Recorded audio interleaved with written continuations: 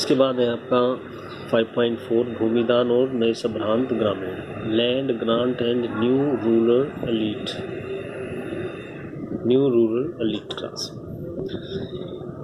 जो शुरू की शताब्दियाँ थी उसमें भूमिदान के एविडेंसेस हमें मिलते हैं कि भूमिदान किन लोगों को दिया जाता था और किसके द्वारा दिया जाता था। इसके कई उल्लेख हमें अभिलेखों में मिलते हैं, पत्थरों पर खुदे हुए मिलते हैं। कुछ अभिलेख पत्थरों पर खुदे हुए लिखे गए थे, कुछ तांबे की प्लेट पर खुदे होते थे।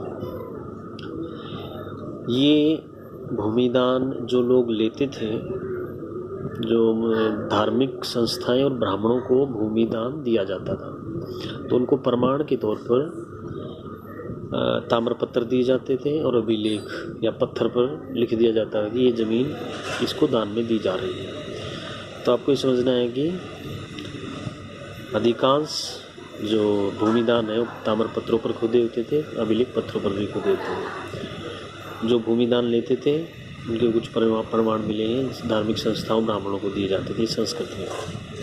इसके बाद इम्पोर्टेंट पैराग्राफ ये प्रभावती गुप्ता के बारे में कई बार पेपर में आता है। प्रभावती गुप्ता जो थी वो चंद्रगुप्त द्वितीय की पुत्री थी। उसका विवाह जो था साउथ में वो कटक परिवार में हुआ था। संस्कृत के जो शास्त्र हैं उनके अनुसार महिलाओं को ज़मीन पर अधिकार नहीं था, लेकिन एक अभिलेख से पता चलता है कि प्रभावती ज़मीन की मालिक थी, स्वामी थी, और उसने दान भी दिया था। इसके उदाहरण हमें बहुत कम मिलते हैं कि महिलाएं ज़मीन की मालिक थी। वो एक रानी थी, इसलिए भारतीय इतिहास की कुछ इम्पोर्टेंट जो महत्वपूर्ण रानियों में से एक थी, उसका उदाहरण हमें इसी कारण से मिलता है। यदि वो सामान्य महिला होती, आम महिला होती प्रजा में से, तो उसको संपत्ति पर अधिकार ही नहीं दिया जाता। वो एक रानी थी, इसलिए उस पर ज़मीन का अधिकार भी था और उसको फिर उसने दान भी दिया था। ये बात हमें पता चलती है। इसके बाद ये एक्सरसाइज नंबर 7 यहाँ से लेकर के यहाँ फिर आगे तक इस पेज पे यहाँ भूमिदान के जो अभिलेख हैं, इंस्क्रिप्शन है, देश के कई अलग अलग हिस्सों में हमें प्राप्त हुए हैं। दान में दी गई ज़मीन की पैमाइश में भी अंतर है। कहीं पे छोटे छोटे टुकड़े दान में दिए जाते थे, कहीं पे बड़े बड़े दान में दिए जाते थे। भूमिदान इतिहासकारों के बीच में एक वाद विवाद का एक टॉपिक बना हुआ है। कुछ इतिहासकारों का मानना है कि भूमिदान जो दिए गए थे राजाओं के द्वारा, वो नए खेती क्षेत्रों को प्रोत्साहित करने की नीति थी, यानी कि लोग नए नए खेती के क्षेत्र बनाएं, ज़मीन मतलब जंगलों को काट करके खेती योग्य ज़मीन बनाएं, इससे प्रोडक्शन होगा। कुछ का मानना है कि भूमिदान दुर्बल होते राजनीतिक प्रभुत्व के संकेत मिलते हैं। जो लैंड ग्रांट है that show the weak political control over the subordinate. राजा जो था वो अपने सामंतों से कमज़ोर होने लगा था, इसी वजह से भूमिदान देने शुरू कर दिए ताकि उसके समर्थन में लोग आ जाएं, उसके अगेंस्ट विद्रोह ना करें। तो 2 पॉइंट आपको समझने कि भूमिदान क्यों दिए जाते थे। खेती की उपज बढ़ाने के लिए, खेती का एरिया बढ़ाने के लिए। दूसरा, सामंतों की जो पावर ज़्यादा हो रही थी उसको अपने फेवर में करने के लिए। इसके अलावा राजा अपने आप को एक अच्छा मनुष्य दिखाना चाहते कि यदि वो भूमिदान देंगे तो अच्छा मानव प्रजा की नज़र में हो जाएगा। उनका नियंत्रण ढीला होता जा रहा था, इसलिए वो अपनी शक्ति का आडंबर दिखाना चाहते थे। प्रभावती गुप्त से रिलेटेड सोर्सेज ये आपको डाउट करना है। भूमिदान के माध्यम से हमें राज्य और किसान के बीच के आपसी संबंध के बारे में पता चलता है। कुछ अधिकारी ऐसे थे या सामंत ऐसे थे जिन पर कंट्रोल नहीं था राज्य का, जैसे पशुपालक है, संग्राहक है, शिकारी है, मछुआरे, शिल्पकार हैं, एक स्थान पर रहते थे, और कुछ हैं घूम घूम कर खेती करने वाले। तो इनके बारे में अभिलेखों में कुछ पता नहीं चलता है। इसके बाद है नगर और व्यापार, न्यू टाउन्स। 6वीं शताब्दी से पूर्व में कुछ नए नगरों का निर्माण विकास होना शुरू हुआ था। कुछ नगर जो थे वो महाजनपदों की राजधानियाँ थी।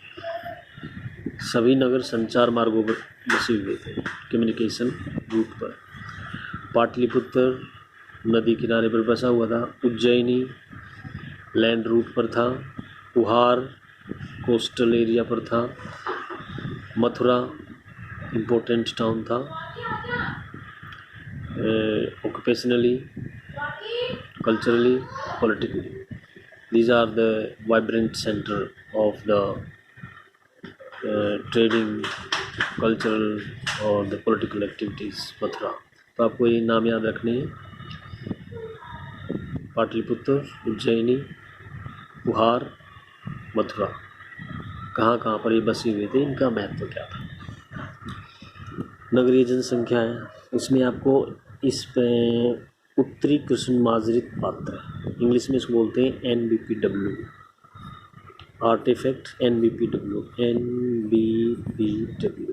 Northern black polished ware, northern black polished ware. तो ये उस यानी कि इसमें क्या क्या शामिल था। उत्कृष्ट श्रेणी के मिट्टी के कटोरे, थालियाँ, चमकदार कलई चढ़ी हुई थी, इन्हें उत्तरी कृष्ण माजरित पात्र कहा जाता है। नॉर्थ के इलाकों में जो मिले हुए सोने, चांदी, कांसे, तांबे, हाथी दांत, इन पदार्थों के बने होते थे। गहने भी बने होते थे, उपकरण, हाथी, हथियार, बर्तन, सीप और पक्की मिट्टी मिली। 2nd सेंचुरी तक आते आते कई नगरों में हमें छोटे वोटिव इंस्क्रिप्शन मिलते हैं, छोटे दानात्मक अभिलेख। इन अभिलेखों में हमें डोनर, दाता का नाम, जिसने दान दिया है और उसको क्या काम करता है उसका उल्लेख है। नगरों में अलग अलग वर्गों के लोग रहते थे, जैसे धोबी है, बुनकर है, लिपिक है, बढ़ई है, कुम्हार है, स्वर्णकार है, लोहार है, अधिकारी है। इनके बारे में वर्णन इन अभिलेखों में दिया हुआ है। इंपॉर्टेंट पॉइंट्स आपका 2 मार्क्स में आता है। गिल्ड, श्रेणी किसे कहा जाता है। प्रोडक्ट, उत्पादक और व्यापारियों के संघ को हम श्रेणी कहते हैं। जो वस्तुओं का उत्पादन करते थे और व्यापारियों का समूह, इनको श्रेणी कहा जाता था। ये क्या काम करते थे, कच्चा माल खरीदते थे, फिर ये बाजार में बेचते थे।